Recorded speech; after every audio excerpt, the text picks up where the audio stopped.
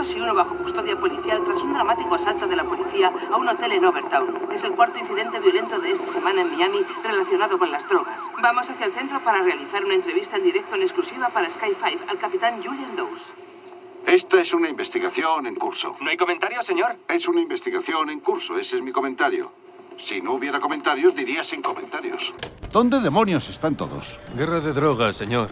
Lo he visto en la tele, como en los 80. Quizá mañana me ponga mi traje blanco de lino. Espero que con una camiseta rosa. Mientras tanto, Stoddard, estás en misión especial. Detectives Mendoza y Dao, a mi oficina.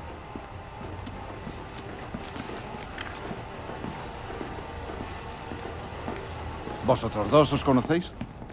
Más o menos. Bien, seréis compañeros. Sentaos. Mendoza, hoy has incautado varios kilos de cocaína. Enhorabuena. Ahora dime por qué marcan la coca. Es el símbolo del fabricante. Demuestra que está sin cortar. Correcto. La coca tenía un sello que no habíamos visto. Vuestra última captura dice que es de Tyson Lasford, con quien la detective Dao ha tenido varios encontronazos. Quiero que lo traigáis para hablar con él. Señor, la última actuación de Mendoza, no te ofendas, fue una cagada total. Os llevaréis de fábula. Podéis marcharos.